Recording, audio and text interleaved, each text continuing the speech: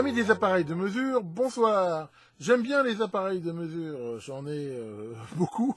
J'aime beaucoup les collectionner, j'aime beaucoup les utiliser, j'aime beaucoup comprendre comment ils fonctionnent, en découvrir des nouveaux. Enfin voilà, pour tous ceux qui connaissent un peu la chaîne Syrop, c'est pas un mystère. Et j'aime aussi quand je peux vous présenter des nouveautés. C'est un domaine bien sûr où il y a beaucoup de nouveautés qui sortent et je suis complètement dans l'impossibilité de tous vous les montrer et de tous les avoir évidemment. Mais voilà, quand j'ai l'occasion, soit parce que je les achète pour moi-même, soit parce qu'on m'en prête, enfin voilà, il y a différentes sources possibles, et ben je vous en montre. Dans l'ensemble, je vais surtout vous montrer des appareils, on va dire, un petit peu d'entrée de gamme, qui aussi ont des prix qui souvent les rendent accessibles à l'amateur. Il m'est arrivé parfois d'en montrer justement des appareils qui sont déjà un petit peu plus haut de gamme, on va dire qui sont du début du moyen de gamme, et qui déjà souvent ont un prix qui les rend difficilement accessibles aux amateurs. J'ai parfois des opportunités d'avoir entre les mains des appareils comme ça, on va dire un petit peu moins de gamme, et qui, c'est vrai, coûtent beaucoup plus cher, hein, et c'est pour ça qu'ils sont plutôt destinés, je veux dire, à un usage professionnel. Mais je me suis dit que ce serait quand même dommage de ne pas les montrer, même si je sais qu'une grande partie de mon auditoire ne pourra pas se les offrir. En fait, je me suis dit, ça m'est arrivé de regarder à la télé des reportages passionnants sur les Rolls-Royce, les Ferrari et autres super voitures de luxe. Je sais très bien que j'aurai jamais les moyens de m'offrir de tels bijoux, mais ça n'empêche pas que je suis vachement content de regarder les reportages. D'abord parce que ça me permet, pour ma culture générale, de savoir un petit peu ce qui existe, ce qui se fait. Et puis, c'est vrai que ça permet aussi de rêver un petit peu et de se dire, waouh, c'est super. Voilà, je veux dire, ne serait-ce que pour le plaisir des yeux et de voir des beaux appareils. Donc voilà, ce qui est vrai pour les voitures, c'est vrai pour beaucoup de choses et aussi pour les appareils de mesure. Par contre, pour différencier un petit peu, justement, et c'est le but de cette vidéo, j'ai décidé de faire une nouvelle playlist que j'ai appelée Syrop Canal Professionnel. Bon, parce qu'il fallait bien lui donner un nom. Alors, pourquoi professionnel? Il y a un petit peu de problème avec ce mot professionnel, parce qu'il y a les amateurs et les professionnels, avec des fois un petit peu une connotation, dire que voilà, le pro c'est le pro, il connaît tout bien, et puis l'amateur c'est un rigolo. C'est pas forcément vrai. Faut pas oublier un truc, c'est que c'est quoi un professionnel? Remettons les choses à leur place. Un professionnel, c'est quelqu'un qui généralement tire un revenu de son activité, revenu qui même très souvent est son principal revenu, ça le fait vivre. Un amateur, hein, dans amateur il y a aimer, il fait une activité qui peut être la même qu'un professionnel, mais je veux dire, pas pour en tirer un revenu. Alors soit parce que pour lui-même, parce que éventuellement, ça lui coûte moins cher qu'un professionnel, enfin ça à la limite on peut quasiment dire que c'est aussi une sorte de revenu déguisé, mais très souvent il le fait voilà pour le plaisir. Est-ce que c'est pour ça qu'un amateur est moins bon qu'un professionnel? D'ailleurs, si on regarde sur l'électronique, il fut un temps où j'étais un professionnel de l'électronique, vu que je vivais de cette activité. Après, je suis tombé dans le côté obscur du logiciel, mais ça m'a bien sûr pas empêché de continuer à faire de l'électronique, et là, je veux dire, sans en tirer aucun revenu. Donc, à ce moment-là, je suis quelque part devenu un amateur. Est-ce que le fait d'être passé de professionnel à amateur, subitement, j'aurais perdu des qualités? Je pense pas. Donc voilà, là-dessus, hein, c'est pas forcément lié à ça. D'ailleurs, comme des fois j'ai dit en plaisantant, faut pas oublier que le Titanic a été fait par des professionnels et l'Arche de Noé par un amateur.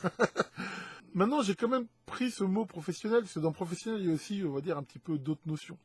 Un professionnel, quand il achète un matériel, je veux dire, il peut le quantifier, comme justement, lui, il fait une activité pour de l'argent, il va investir de l'argent dans un appareil, en espérant que ça va lui permettre, justement, d'améliorer son activité, hein, d'avoir ce qu'on appelle un ROI, un Return on Investment, hein, c'est-à-dire que, voilà, en gros, il va en avoir pour son argent, mais ça, il peut le quantifier en même temps, et c'est peut-être un appareil aussi que, par rapport à un amateur, il va utiliser énormément. Donc tout ça fait que la notion de prix pour un professionnel, elle est quand même un petit peu différente que pour un amateur qui à la limite on va regarder un petit peu voilà quel est le budget qu'il peut donner à son activité, je veux dire de plaisir, alors qu'un professionnel lui il va pas voir ça comme ça, il dit voilà, j'investis dans un truc à 10 000 euros, et voilà, ça va me faire gagner du temps, ça va me permettre de fabriquer des trucs et tout, et il peut très bien regarder au bout de combien de temps cet appareil va être amorti, donc il jugera par rapport à ça, pas on va dire au prix absolu.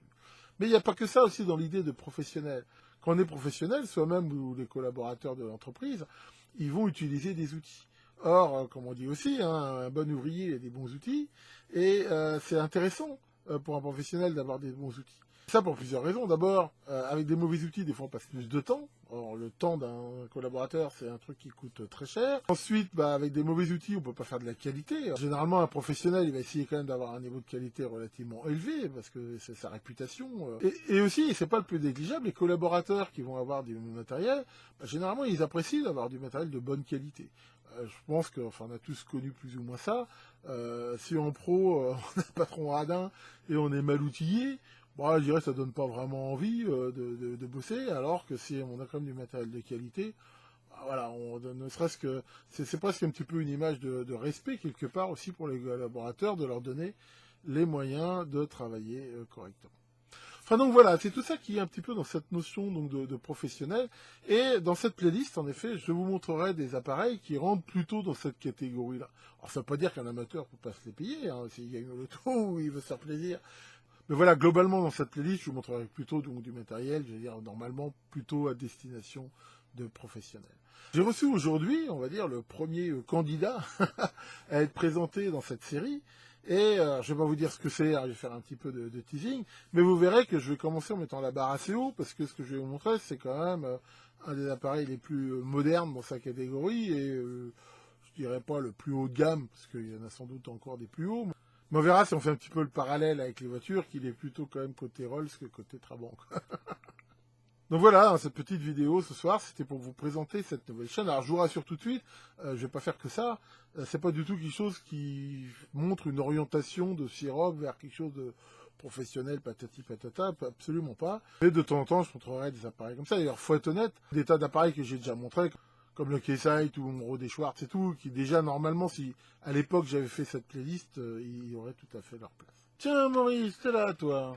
Alors, qu'est-ce que tu fais de beau? Toi aussi, tu veux devenir professionnel. Waouh, c'est cool. Et alors, qu'est-ce que tu fais? Tu as été à Pôle emploi demander une formation pour savoir utiliser un ordinateur. Ah, c'est cool, et qu'est-ce qu'ils t'ont dit? D'aller t'inscrire sur Internet. Oui, eh ben, c'est mal barré. Là-dessus, que les dieux de la mesure veillent sur la justesse de vos instruments, et à très bientôt pour de nouvelles vidéos.